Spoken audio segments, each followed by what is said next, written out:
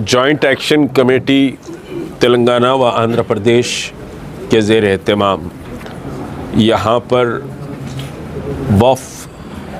तरमीमी bill जो दोनों ऐवानों से पास हो चुका है उसकी शदीद मज़म्मत के लिए मुस्लिम जमातों का, इदारों, अंजुमनों, उलमा, मशाइखीन और तमाम मसाइल सियासी जमातों के मुख्तलिफ़ सियासी जमातें, जितने भी नॉन बीजेपी की सियासी जमातें हैं, उन सब का आज एक इजलास यहाँ मुनक्किद हुआ और इस इजलास में मुख्तलिफ़ जमातों की बड़ी समझी लंबी फ़हरिस्त है। बहरहाल इस वक्त प्रेस कॉन्फ्रेंस में मेरे सीधी जानिब जनाब अमजदुल्ला खान साहब तर्जुमान MBT है, वो जॉइंट एक्शन कमेटी का बहरहाल समझिए कि एक मज़बूत हिस्सा है, और फिर मौलाना नेमतुल्ला सूफ़ी साहब अंजुमन महदविया कम्युनिटी को रिप्रेजेंट करते हैं, हज़रत मौलाना तक़ी रज़ा आबिदी साहब जो मुज्तहिद हैं शिया कम्युनिटी के, पॉलिटिकली समझिए कि हमारे अकबर हुसैन साहब मौजूद फाइनेंस कॉरपोरेशन है, जनाब रहीमुल्लाह ख़ान नियाज़ी साहब हैं, वो BRS के सियासत से भी वाबस्ता हैं, फिर ग़ुलामान मुस्तफ़ा कमेटी से भी वाबस्ता है, जनाब उस्मान मोहम्मद ख़ान साहब है, कांग्रेस के हैं मगर जॉइंट एक्शन कमेटी का एक मज़बूत बहरहाल हिस्सा रहे हैं, हमारे मुजाहिद साहब हैं और दीगर समझिए कि सभी मुस्लिम लीग के हमारे शकील एडवोकेट साहब हैं जो रियासती मुस्लिम लीग के सदर हैं,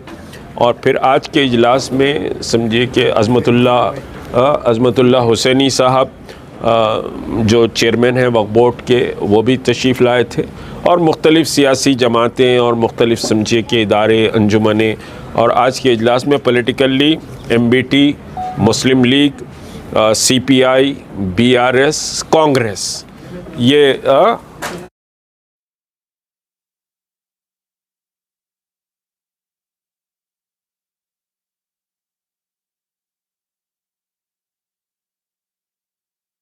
देवबंदी, बरेलवी, सभी बहरहाल तमाम समझिए कि मसालिक के लोग आज मौजूद थे।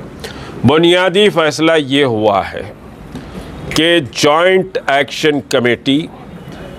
मुस्लिम पर्सनल लॉ बोर्ड से ये अपील करती है कि वो सख्त तरीन एहतजाज का मुल्कगीर प्रोग्राम जल्द से जल्द ऐलान करें, और हमारा ये फ़ैसला है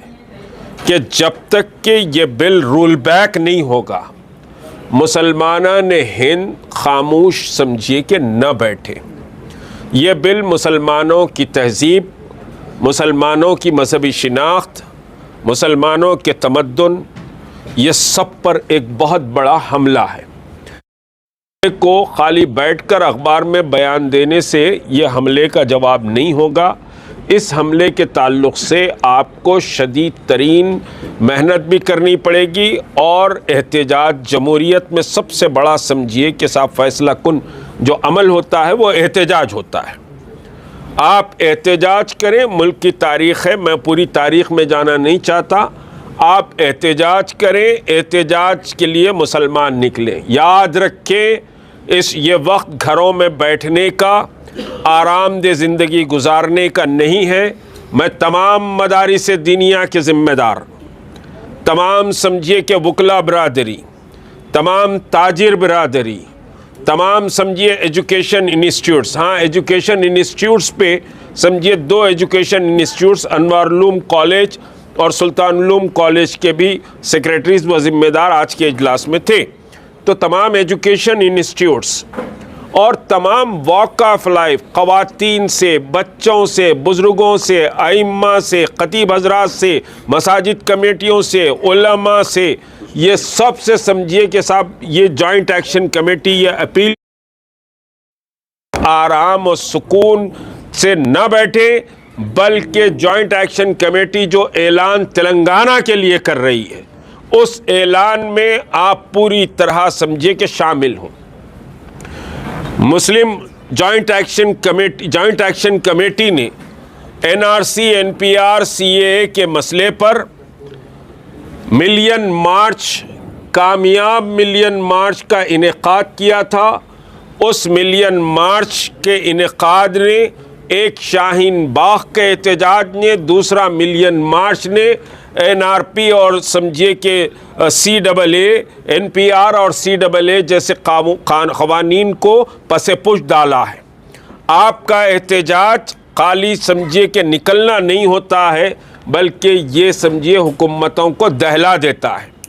اور یہ مسئلہ تو آپ کی مساجد کا مسئلہ ہے، مدارس کا مسئلہ ہے، خانقاہوں کا مسئلہ ہے، باڑوں کا مسئلہ ہے، چلوں کا مسئلہ ہے، درگاہوں کا مسئلہ ہے۔ کوئی چیز محفوظ نہیں رہے گی اس قانون کے تحت،